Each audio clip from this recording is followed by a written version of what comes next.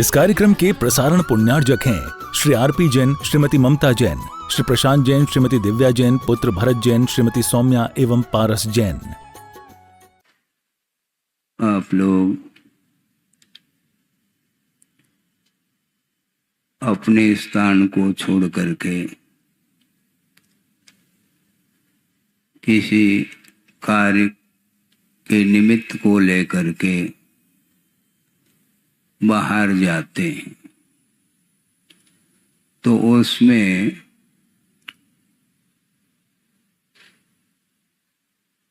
अनेक प्रकार के साधनों का उपयोग करते हैं और मार्ग को तय किया जाता है और मार्ग दिखाई पड़ता है।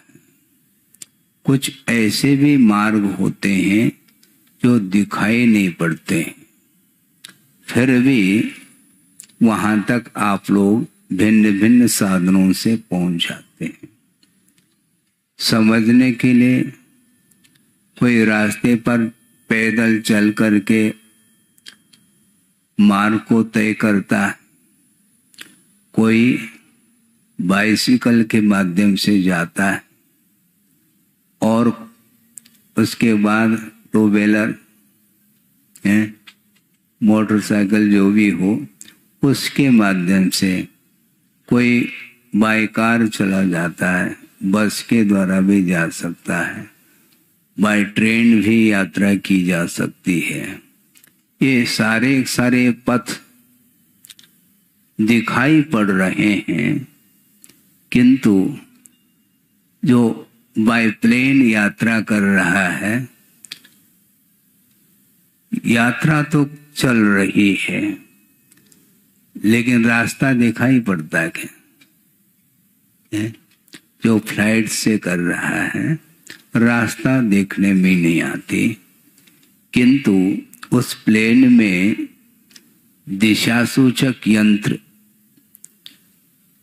होते हैं जिसके माध्यम से वो अपने गंतव्य तक ले जाता है।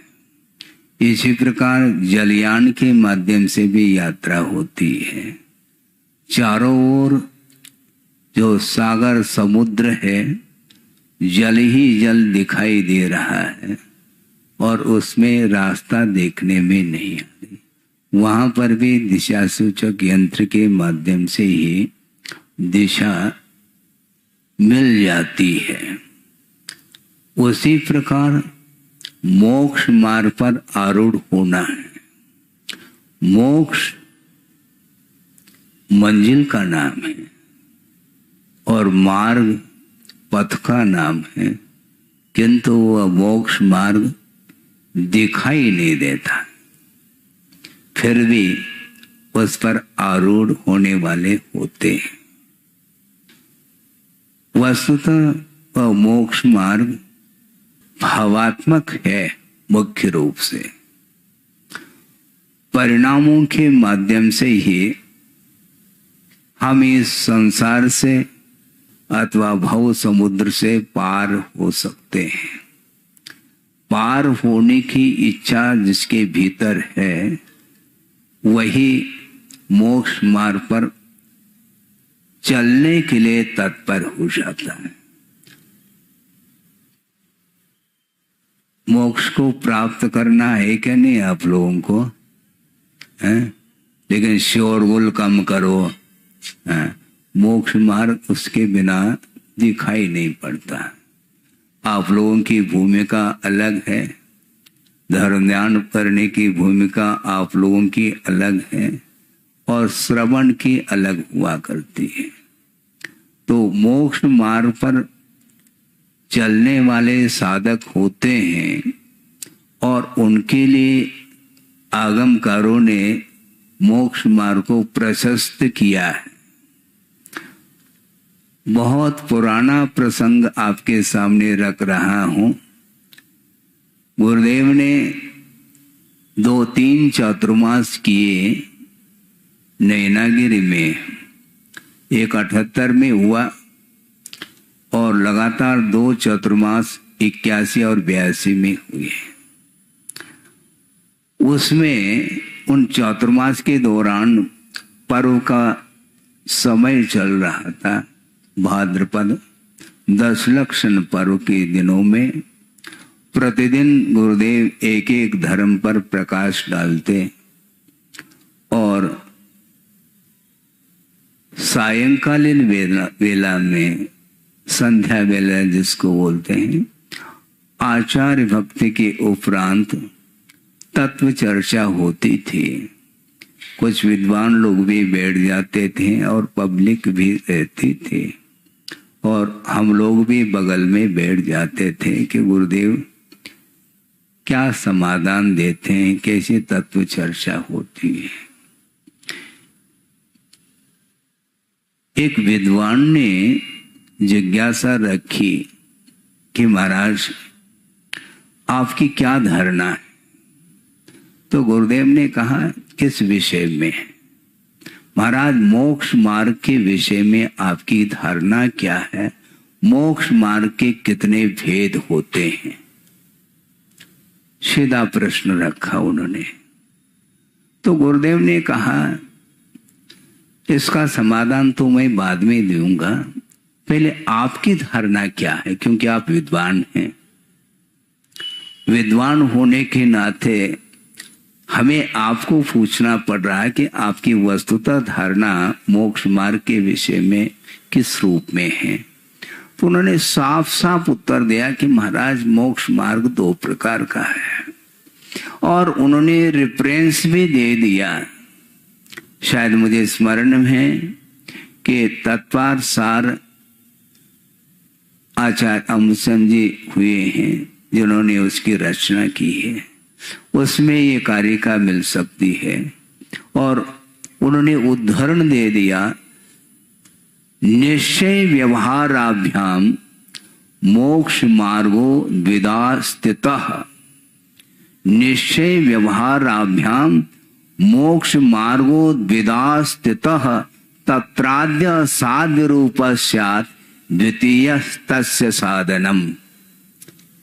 अब गुरुदेव ने सोचा, रेफरेंस दे रहे हैं और आगम का बात तो ठीक कह रहे हैं। गुरुदेव ने कहा पंडित जी, हाँ हमने आपकी बात को सुन ली, बल्कि आपकी नहीं, आपने जो आगम का विषय दिया है बहुत उपयुक्त प्रासंगिक विषय आपने दिया। लेकिन क्या महाराज, जब साफ साफ आगमकार कह रहे हैं निश्चय और व्यवहार के अपेक्षा से 2 ही प्रकार का मोक्ष मार्ग होता है, तो इसमें किंतु और परंतु की कोई बात होनी नहीं चाहिए। बिल्कुल ठीक कह रहे हैं पंडित जी, लेकिन क्या है उसको स्पष्ट करना है। वस्तुतः देखा जाए मोक्ष मार्ग 2 ही प्रकार का है, इसमें कोई दो राय नहीं है। और वह मोक्ष मार्ग आत्माश्रित है बंधुओं, ये ध्यान रखो। जो आत्माश्रित मोक्ष मार्ग है वो 2 ही प्रकार का है, किंतु शरीराश्रित भी मोक्ष मार्ग होता है, ये ध्यान रखो। आप लोगों की दृष्टि नहीं जा पाती है, जाना चाहिए। उन्होंने उदाहरण भी दे दिया कि आप लोग दूध में से क्या निकालते हैं? ये निकालते हैं ना। हाँ, खोआ मंडी है, ध्यान रखो। हाँ, हमें खोआ नहीं बनाना ना, हमें कोई की आवश्यकता नहीं, आप खा लेना। हमें घृत को उस दूध में से निकालना है। हमें आपको पूछना चाहते हैं, मान लो 1 गिलास दूध है, उसमें घी दिखाई पड़ रहा है क्या? जब घी है नहीं तो उसमें से निकलेगा कैसे? दिखाई तो नहीं दे रहा है, किंतु उसी दूध में से ही घृत निकलने वाला है। मान लो आप 4-5 किलो दूध तपाते हैं, फिर बाद में उसमें जामुन डालते हैं, फिर बाद में कालांतर में वह क्या जमता है?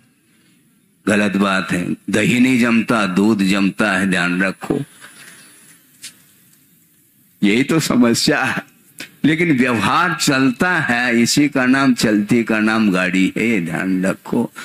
दही नहीं जमता, दूध ही जमता है और दूध ही दही के रूप में परिवर्तित होता है जामन डालने से, ये ध्यान रखो। समझ में तो बात आ रही। अच्छा, अब दही जब दूध जम गया या दही जम गया, जो भी जम गया, जमाना तो अलग है, और दही अब निकल आया उसी दूध में से, उस दही का मंथन होता है, दूध का मंथन नहीं होता। ठीक है। अब दही का मंथन करना है, दही को कहां पर रखेंगे आप? हैं? दही का मंथन करेंगे, दही किसके आश्रित रहेगा? हैं? पात्र के आश्रित रहेगा। दही पात्र में डाल दिया और मथानी के माध्यम से उसका मंथन आप लोग करते हैं। आप लोग नहीं करते, महिला वर्ग को ये ज्ञान है। हाँ, वो मंथन करती रहती, दही का मंथन। और दही का मंथन जब मथानी से किया जाता है तो उस दही में से ही वह नवनीत निकल आता है, और नवनीत निकलने के बाद फिर दाह संस्कार की आवश्यकता, अग्नि संस्कार जिसको बोलते हैं, और उसमें से जो जलांश है नवनीत में, वह सारा सारा दूर हो जाता है, वह जलांश जल जाता है, तो शेष क्या बचता है? घी, और उसमें से सुगंधी फूटती है।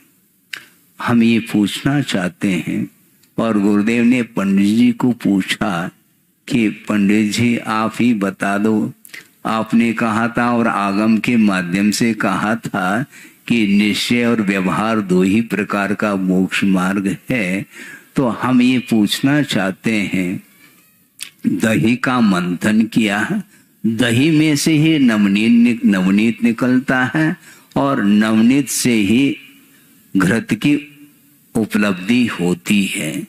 लेकिन वह दही का मंथन जो किया है वह अधर में थोड़ी किया है, पात्र की आवश्यकता है। उसी प्रकार यह जो निश्चय और व्यवहार मोक्ष मार्ग है, ये दोनों आत्माश्रित है, भावात्मक है, किंतु ये भावात्मक मोक्ष मार्ग द्रव्यात्मक मोक्ष मार्ग के बिना संभव नहीं, और वह उपचार मोक्ष मार्ग इसी को बोला है जो कि शरीर आश्रित हुआ करता है। शरीर आश्रित का अर्थ 28 मूल गुणों का जो पालन होता है वह शरीर आश्रित ही मोक्ष मार्ग माना जाता है। इसको प्रमुखता नहीं दी है, ये बात अलग है, किंतु वस्तुतः दही पात्र के बिना संभव नहीं। अधर में आप दही का मंथन करोगे क्या? तो ये शरीर है। रत्नत्रय का आधार कौन है? स्वभावतो शुचो काये रत्नत्रय पवित्रते निर्जुगुप्सा गुण प्रीतिर्मता निर्विचिकित्सता। इस प्रकार निर्विचिकित्सा अंग के प्रसंग में आचार्य समंतभद्र स्वामी ने रत्नकर्ण श्रावकाचार्य के अंदर इस प्रसंग को रखा है। यह यद्यपि शरीर अपवित्र वस्तुओं से निर्मित है, सप्त धातु में यह शरीर है, घिनौना है, इसका भीतर का मटेरियल बाहर आ जाए तो फिर देखो क्या स्थिति बनती है?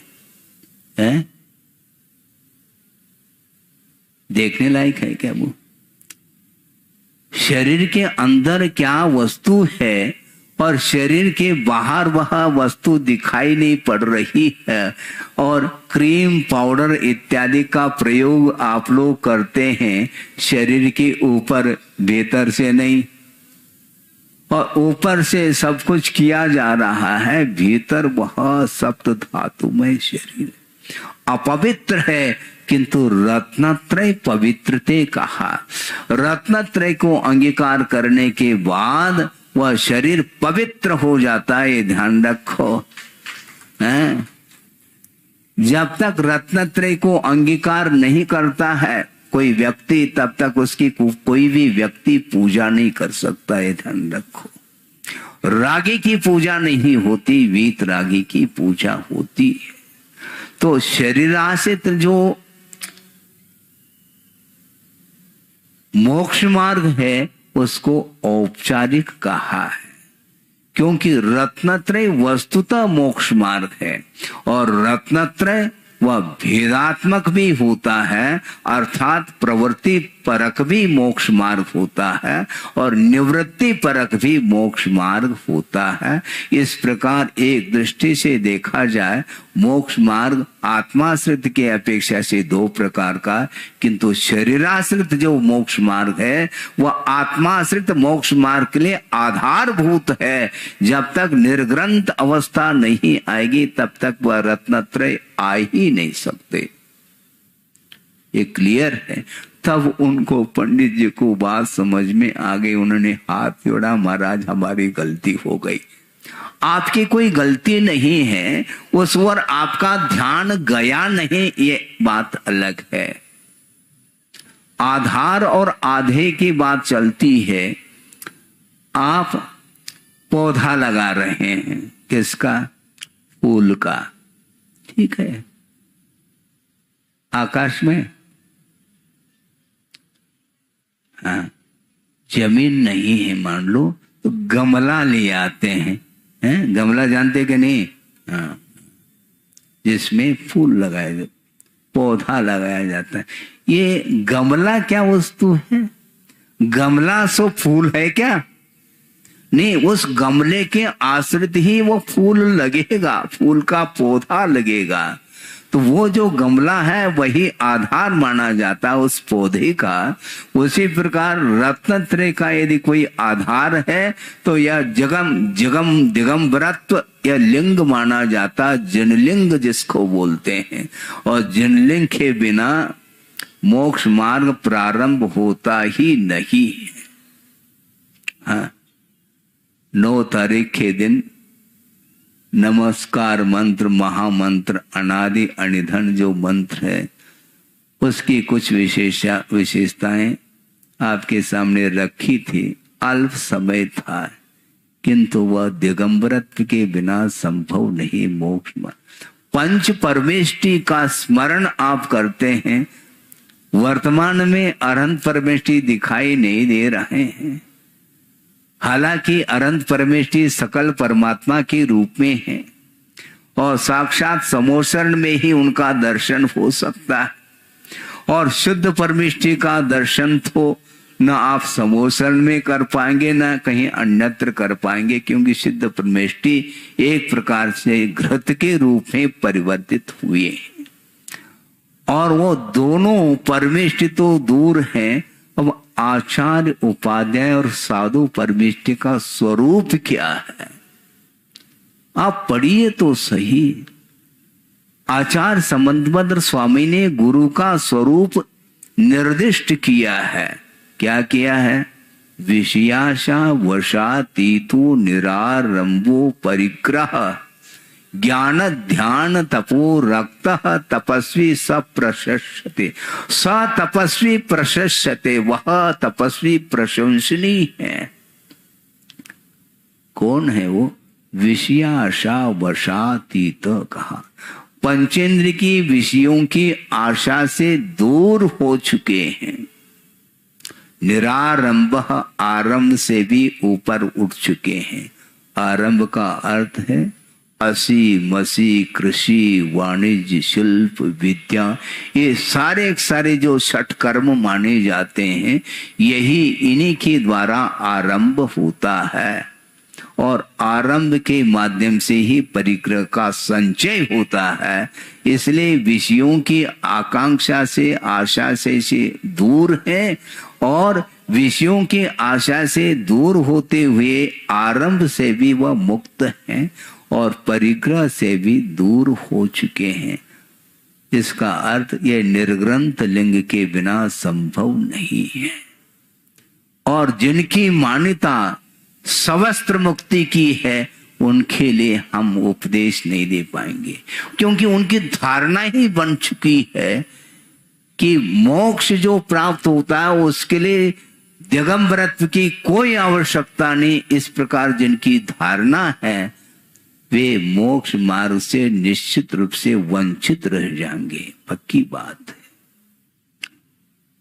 तीर्थंकर के लिए भी अपवाद नहीं, ध्यान रखो, उनके लिए भी जिनलिंग को अपनाना अनिवार्य सिद्ध हो जाता, उसके बिना मोक्ष मार्ग बनता ही नहीं है। तो शरीराश्रित जो ये जिनलिंग है यह भी एक मोक्ष मार्ग, तीसरा मोक्ष मार्ग माना गया। जैसे पात्र के आधार से ही आप दही का मंथन करते हैं, दही में से नवनीत निकलता है क्या पात्र में से, मुझे बताओ है? पात्र में से यदि नवनीत निकलता है तो खाली पात्र है, निकालो उसमें से है, किसमें से निकलता है? जल का मंथन करोगे तो रात दिन करते रहो, उसमें से जल में से झाग ही उत्पन्न होगा, नवनीत का गोला नहीं निकल सकता, ये ध्यान रखो। इसलिए दही का मंथन करना है। तो हम ये कहना ये चाह रहे थे कि व्यवहार जो मोक्ष मार्ग है वह भेदात्मक अर्थात प्रवृत्ति परक होता है। 28 मूल गुणों का पालन जो करते हैं श्रमण लोग, वो जब प्रवृत्ति में आते हैं तो उस समय 28 मूल गुणों का पालन वो करते हैं। तो 28 मूल गुण के रूप में जो परिणाम है आत्माश्रित परिणाम, उसी का नाम व्यवहार मोक्ष मार्ग कहा। व्यवहार का अर्थ झूठा है ऐसा नहीं, कई लोगों की धारणा ये तो व्यवहार है, तो व्यवहार का अर्थ समझ क्या रहे हैं आप? दही को आप व्यवहार मान करके टाल दोगे तो कभी भी घी निकलने वाला नहीं है। हाँ, तो इसलिए प्रवृत्ति में जब आते हैं श्रमण लोग, आना पड़ता है, प्रवृत्ति में आने का भाव नहीं रहता उनका, किंतु अंतर अंतर मुहूर्त में गुप्ती से बाहर आना ही पड़ता है। ध्यान का जो काल है वह अंतर मुहूर्त माना गया है। अंतर मुहूर्त के लिए वह भीतर प्रवेश कर जाते हैं, आत्मा में लीन हो जाते हैं, और अंतर मुहूर्त में उस ध्यान के माध्यम से केवल ज्ञान प्रकट हो जाए तो अच्छी बात है, नहीं है तो पुनः बाहर आना पड़ता है, आना नहीं चाहते। षटखंड आगम की वाचना चल रही थी, धवला ग्रंथ टीका की। उस समय प्रसंग आया था कि शिष्य ने प्रश्न किया कि महाराज आप मौन क्यों हैं? आप मौन क्यों हैं? उन्होंने कुछ बोला नहीं। क्यों महाराज, हमसे बात नहीं करना चाहते हैं? उनने कुछ बोला नहीं। फिर बाद में बार बार जिज्ञासा रखने से गुरुदेव ने कहा कि देखो, मैं आपसे बात करने के लिए नहीं बैठा हूं, कोई प्रयोजन हो तो मैं बोलूं, निष्प्रयोजन हम आपसे वार्ता नहीं कर पाएंगे। महाराज आप तो हमेशा या तो स्वाध्याय करते रहते हैं या तो जाप करते रहते हैं, हमसे आप बात ही नहीं करते हैं, हम आपसे बात कर सकते हैं। महाराज हमारी ओर आपकी निगाह ही नहीं है। हाँ, क्या बोलते हैं बुंदेलखंड में, हेरत नहीं है आप। अब हेरत नहीं मतलब आप हमें देखते ही नहीं। नहीं, आपको मैं देखूंगा, यदि आप भगवान बन जाए तो आपको ही देखता रहूंगा, ये ध्यान रखो। बन तो जाओ आप, हाँ, आप भगवान बन जाएंगे तो फिर हम अपलक देखेंगे, ये ध्यान रखो। हाँ, किंतु देखने का प्रयोजन मेरा कुछ भी नहीं है। बिना देखे भी आपका कल्याण हो सकता है। यदि आपकी आस्था है तो बस आचार्य मौन भी रहें तो भी उपदेश मिल सकता है। ये माइक फिटिंग करने की कोई आवश्यकता, माइक टेस्टिंग क्या कर रहे हो? टेस्टिंग क्या कर रहे हैं? अपने आप को टेस्टिंग करो। उपदेश की कोई आवश्यकता इसलिए नहीं है, ये दिगंबरत्व अपने आप में ये जो लिंग है, इसके दर्शन करने के माध्यम से भी सम्यक्त्व की उत्पत्ति हो सकती है। ये जिनलिंग माना गया है, जिनबिंब दर्शन करते हैं तो वहां पर क्या आपको मिलता है? उपदेश मिल रहा है क्या? अभी आप लोगों ने संगम कॉलोनी वालों ने कहा कि महाराज क्या कौन से चंद्रप्रभु भगवान, हाँ, और शांतिनाथ भगवान है। ये ध्यान रखो, आप किसी भी तीर्थंकर की आराधना करो, हमें कोई बाधा नहीं, चंद्र प्रभु की ही करो, शांतिनाथ की ही करो। लेकिन हम ये आपको ये पूछना चाहते हैं, तीर्थंकरों में कोई अंतर है क्या?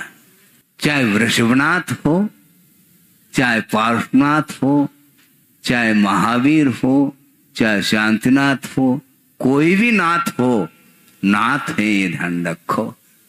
तीन लोक के नाथ हैं, मोक्ष मार्ग के नेता हैं वो। लेकिन एक भाव आ जाते हैं, महाराज हम क्या करें?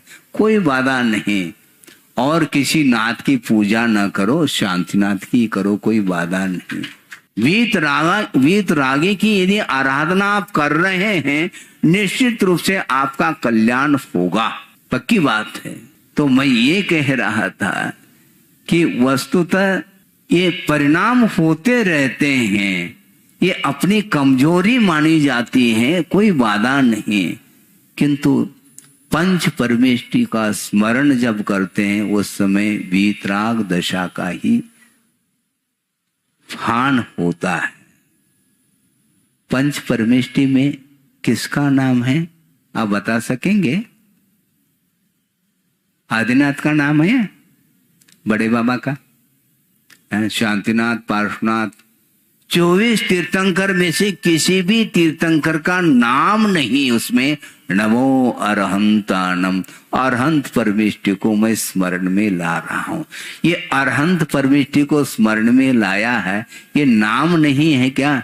नाम तो है, किंतु यह प्रॉपर नाउन नहीं है, कॉमन नाउन है। पर्टिकुलर किसी तीर्थंकर का नाम यहां पर अंकित नहीं किया नमस्कार मंत्र में।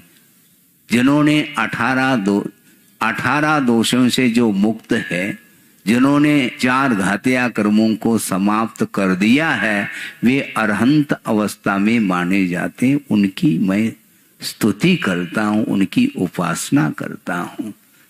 तो यहां पर पर्टिकुलर कोई नाम आया क्या? नहीं है। इसलिए तीर्थंकर हैं, अरहंत अर्थात तीर्थंकर का ही प्रतीक है। इसलिए आप पंच परमेष्टि का स्मरण करिए। वस्तु मैं ये कह रहा था कि महाराज आप बोलना क्यों नहीं चाहते? भैया बोलते बोलते अनंत काल व्यतीत हुआ है, उससे कोई कार्य हो नहीं रहा है, किससे वार्ता करें? और कल या परसों हमने बात कही थी कि 923 जो पुत्र हुए थे निगोद से निकल करके चक्री के, भरत चक्रवर्ती के, वे मौन रहे बताते हैं। चक्रवर्ती को चिंता हो गई, पुत्र उत्पन्न हो इसकी प्रतीक्षा में मैं था, और 923 पुत्र हो गए लेकिन बोल नहीं रहे हैं। ये चिंता हो गई। ये गूंगे तो नहीं भगवान? नहीं, गूंगे नहीं, बहुत अच्छे बोलते हैं, लेकिन तुमसे नहीं बोलेंगे, हमसे बोलेंगे। हाँ, वृषभनाथ भगवान ने यही कहा, आपसे कोई उन्हें प्रयोजन नहीं है, अब वो निकलने वाले हैं कुछ ही दिनों में, और निकल गए, कड़ गए।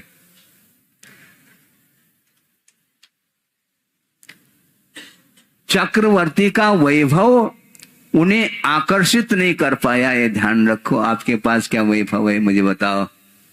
चक्रवर्ती का वैभव मालूम है कि नहीं? 84 लाख हाथी। एक हाथी है क्या आपके पास है? 84 लाख, लेकिन उन्होंने खरीदा नहीं है। ध्यान रखो, ये पुण्य के उदय से वैभव उन्हें अनायास मिल जाता है। 18 करोड़ घोड़े, एक घोड़ा भी देखने में नहीं मिलता है। 18 करोड़ और उतने ही रथ हैं, चांदी के रथ आप निकालते हैं, एक आध मिल जाते देखने में, उतने में आनंद का अनुभव होता है। 18 करोड़ घोड़े, 84 लाख हाथी, इतने रथ, 9 निधि, 14 रत्न, और ये तो हो गया अचेतन है। ये धन के अपेक्षा चेतन उसमें भी है, लेकिन 96,000 रानियां और एक से एक सुंदर अप्सरा को भी मात कर रही हैं।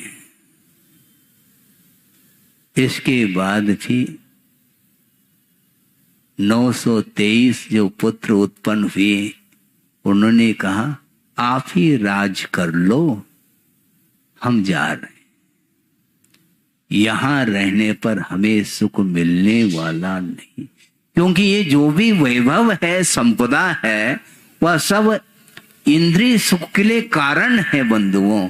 और इंद्रिय सुख जो होता है वह तात्कालिक होता है। सुबह भोजन कर लिया, शाम को फिर सुबह भोजन करने के लिए बैठ गए, और भोजन करते करते और परोस रहे। परोसने के बाद कहता बस बस, पहला नहीं कहता वो। और अब भरपेट भोजन हो गया, अब चाहिए क्या? नहीं, बस बस अंतों के लिए रख लेना। ये स्थिति तात्कालिक तो आपको लगता है कि भूख मिट गई है, प्यास बुझ गया, लेकिन घंटे घंटे बाद में पुनः वही स्थिति है। बार बार बार बार सुबह शाम मध्याह्न बार बार वही भोजन करना, वही पान करना, आदि आदि चलता है। इसको बोलते हैं पराधीन सुख। ये मोक्ष सुख नहीं, ये शारीरिक सुख है। और भरपेट भोजन करने के उपरांत पुनः मानसिक सुख की बात और आ जाती है। ख्याति, पूजा, लाभ इसमें लग जाता है। वह भी मानसिक सुख है, किंतु शारीरिक और मानसिक इन दोनों प्रकार के सुख से यदि कोई ऊपर उठा हुआ कोई सुख है तो वह स्वाधीन सुख माना जाता है, आत्मिक सुख। और आत्मिक सुख जो मिलता है वह बिना रत्नत्रय के संभव नहीं है। इसलिए मोक्ष मार्ग 3 प्रकार का है, आप लोग ध्यान में रखेंगे। इसलिए ये उपचार मोक्ष मार्ग का अर्थ शरीराश्रित जो क्रियाएं हैं 28 मूल गुणों के पालन के रूप में उसको शरीराश्रित कहा, और उसके आश्रित ही आत्माश्रित जो गुणस्थान का जो भाव है गुणस्थानगत, वह व्यवहार और निश्चय मोक्ष मार्ग माना जाता है। हालांकि यह विषय जटिल भी हो सकता है, लेकिन फिर भी सरल बनाने का प्रयास तो हमने किया है, और उदाहरण आदि के माध्यम से भी आपको ये ज्ञात हो गया। वस्तुतः हमें मोक्ष मार्ग पर आरूढ़ होना है। आपकी क्षमता, जितनी क्षमता है उतना ही सही, क्योंकि अनुव्रत और महाव्रत के रूप में यह 2 भागों में विभाजित हो जाता है धर्म। ये श्रावक धर्म और श्रवण धर्म, इसलिए आप श्रावक हो हैं, किंतु जहां पर आप रह रहे हैं रहें, मेरे कहने से आप रह रहे हैं ऐसा नहीं, आपकी स्वयं की ही इच्छा है, रहो, कोई बाधा नहीं। इस कार्यक्रम के प्रसारण पुण्यार्जक हैं श्री आरपी जैन, श्रीमती ममता जैन, श्री प्रशांत जैन, श्रीमती दिव्या जैन, पुत्र भरत जैन, श्रीमती सौम्या एवं पारस जैन।